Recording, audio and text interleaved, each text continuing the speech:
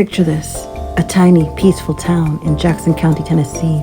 Rolling hills, friendly neighbors, maybe the occasional church bake sale. Now, imagine a group of self-declared Christian nationalists rolling in with big dreams, bigger egos, and even bigger land purchases. Sounds like the plot of a bad Hallmark movie, right? Except this one's directed by someone who thinks the 1950s were too progressive. Welcome to Heritage America. So, what's Heritage America, you ask? What's Heritage America, you ask? According to these folks, it's a simpler time when white men ruled, women stayed silent, and black Americans got to stay, as long as they didn't remind anybody about, slavery. Their big idea? Build a utopia where everyone looks like them, thinks like them, and listens to their #1 Christian nationalist podcast, because clearly the world's biggest problem will be solved by moving to a town with one gas station and no Starbucks.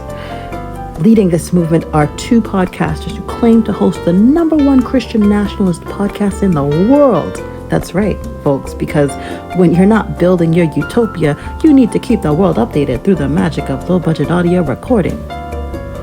Their big takeaway? God made men to rule. I mean, obviously. Nothing screams divine authority like two guys ranting into a microphone about why women shouldn't vote.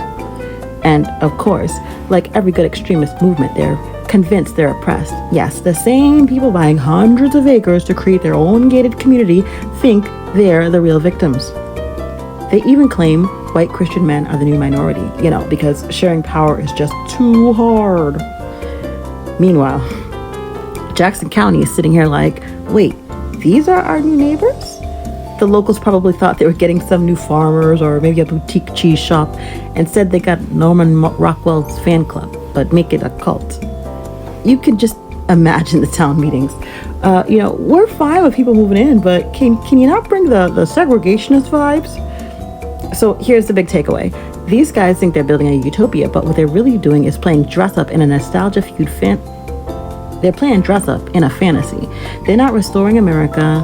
They're just throwing a tantrum because the world isn't bending to their outdated ideas. If they're so desperate to live in the past, maybe they should skip the land buying and just move into a museum. At least there, everyone already knows their ideas are extinct.